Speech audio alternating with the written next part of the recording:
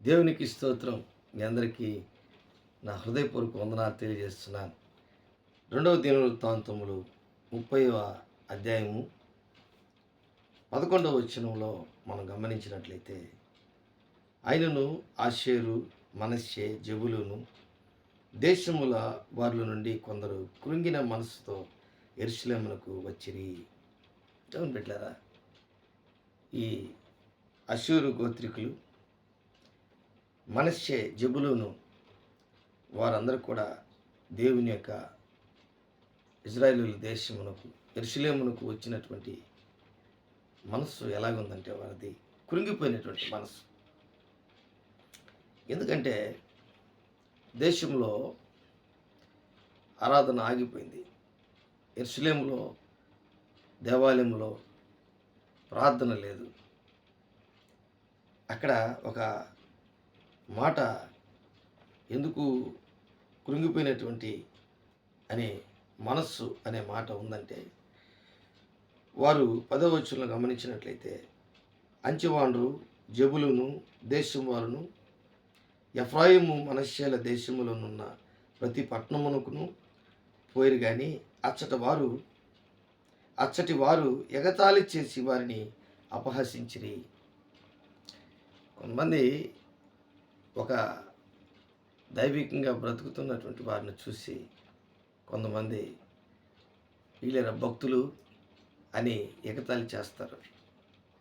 రెండోది అవమానం చేస్తారు, హేళన చేస్తారు, నవ్వుతారు.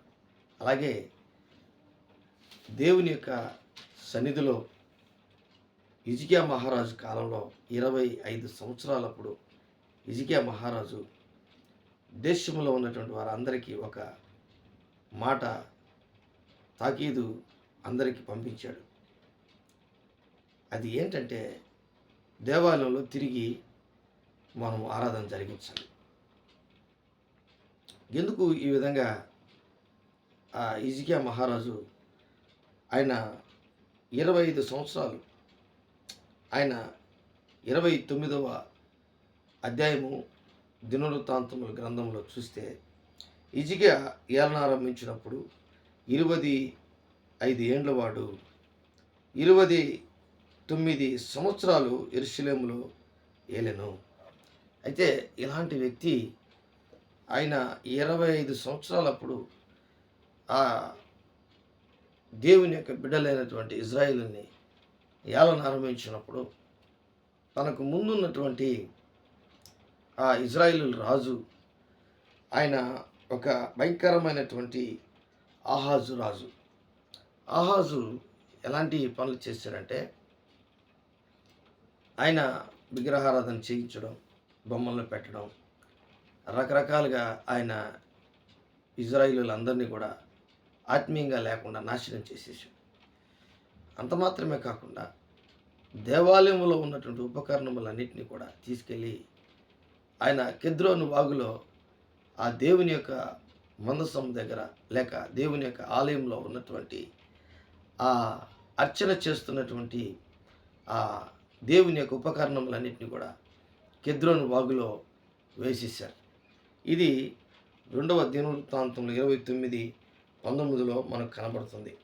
చూడండి, మరియు రాజైన ఆహాజు ఏలిన కాలమున అతడు ద్రోహము చేసి పారవేసిన ఉపకరణములన్నింటినీ మేము సిద్ధపరిచి ప్రతిష్ఠించి ఉన్నాము.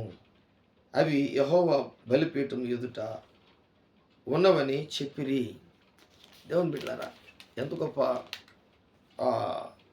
తిరిగి ఆత్మీయంగా ఎంత గొప్పగా ఈ హిజ్కియా మహారాజు దేశంలో ఉన్నటువంటి భక్తులందరినీ పోగు చేస్తున్నాడు. ఎందుకు ఈ విషయాలన్నీ చెప్తున్నానంటే, దేవుని బిడ్డలారా, ఒక ఆధ్యాత్మికమైనటువంటి వ్యక్తి పడిపోతే ఎంతో దేవుడు బాధపడతాడు. దేశంలో ఉన్నటువంటి ఆధ్యాత్మికమైనటువంటి వారందరూ కూడా చెదిరిపోయి ఆరాధన లేకపోతే ఇంకా దేవుడు ఎంత బాధపడతాడు. అందుకే రాజు మనస్సు దేవుడు ఉన్నతమైనటువంటి స్థితిలో ఒక యవ్వనస్తుడు, ఒక యవ్వనుడు, ఒక 25 ఇయర్స్ వాడు ఎలాగుంటాడు? ఈరోజు ఈ దినాలలో 25 సంవత్సరాలు ఆ వ్యక్తి ఒక రాజుగా ఉంటే ఎలాగుంటాడు? అతను జీవితంలో ఆధ్యాత్మికంగా ఉండగలడా? దేవుని బిడ్డలారా బాగా గమనించండి. ఇజ్రాయేలులకి దావీదు తదనంతరం ఇజ్రాయేలుల్ని ఎక్కువగా ఒక ఆధ్యాత్మికంగా నడిపించినటువంటి వారిలో తనకు హిజ్కియాకు ముందు కానీ హిజ్కియాకి తర్వాత కానీ హిజ్కియా లాంటి మహారాజు దైవికమైనటువంటి రాజు ఎవరు లేరండి.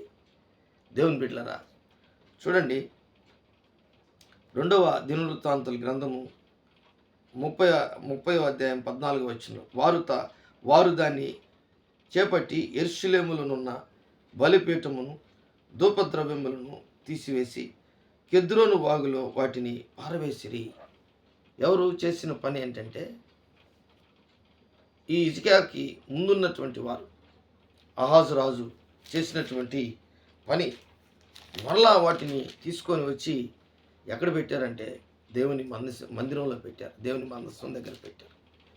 ఎంత గొప్ప విషయం!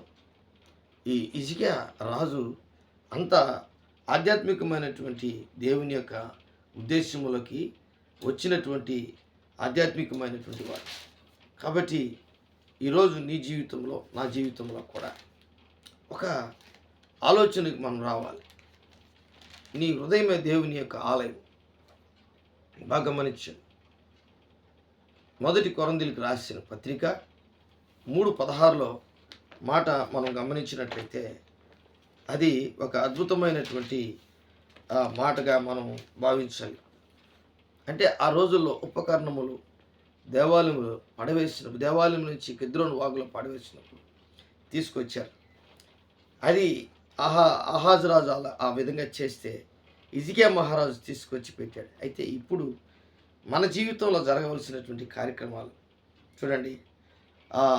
3:16లో మీరు దేవుని ఆలయమై ఉన్నారని, దేవుని ఆత్మ మీలో నివసించుచున్నాడని మీరు ఎరుగరా? ఎవడైనా దేవుని ఆలయమును పాడు చేసినట్లా దేవుడు వారిని పాడు చేయను.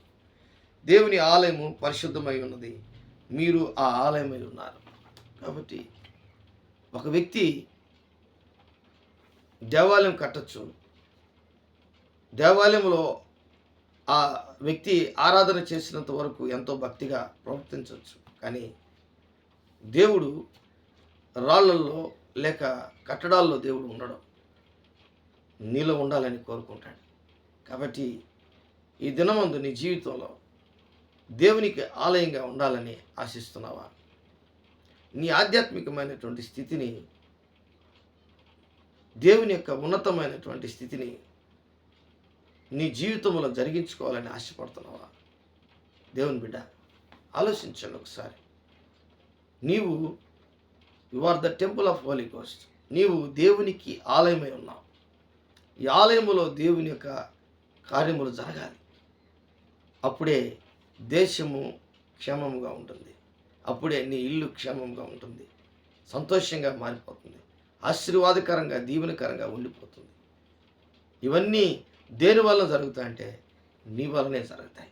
కాబట్టి దేవుని బిడ్డలారా, మనం గమనించాల్సినటువంటి విషయం ఏంటంటే, కృంగిన మనస్సు కలిగినటువంటి వారంగా ఎన్ని రోజులు ఉంటాం మనం? మనల్ని ఎగతాళి చేస్తున్నటువంటి పరిస్థితుల్లో ఎన్ని రోజులు ఉంటాం? నీవే దేవుని మందిరముగా కట్టబడినప్పుడు, నీవే దేవుని ఆలయముగా కట్టబడినప్పుడు, నీవే దేవునికి ఆరాధనకి యోగ్యమైనటువంటి ఆలయముగా కట్టబడినప్పుడు ఎంతమంది ఎగతాళి చేసినా, ఎంతమంది నిన్ను అవమానపరిచినా నీ యొక్క చెంతకి అవి రావు. దేవుని బిడ్డలారా, ఈ దినమందు నీ జీవితంలో కృంగినటువంటి పరిస్థితిలో ఉన్నావేమో, దిగులుతో ఉన్నావేమో, కష్టములో ఉన్నావేమో, వ్యాధి రోగముతో ఉన్నావేమో, అవమానంతో నువ్వు కృంగిపోయినటువంటి స్థితిలో ఉన్నావేమో. నజరేయుడైన యేసు క్రీస్తు నిన్ను ప్రేమించుతున్నాడు. ఈ దినమందు నీకు ఒక మంచి సంతోషకరమైనటువంటి హృదయము, నెమ్మదికరమైనటువంటి హృదయం. అంత మాత్రమే కాదు, ఆయన జాలి కనికరము మహాప్రేమతో ఆయన నీకు మంచి మనస్సాక్షితో కూడినటువంటి నీకు జీవితం అనుగ్రహించున్నాడు. దేవునికి స్తోత్రం. ఈ దినమందు నువ్వు దేవుని ఆలయముగా కట్టబడు. దేవునికి స్తోత్రం. దేవుడి వాక్యాన్ని దీవించి ఆస్వాదించునుగాక.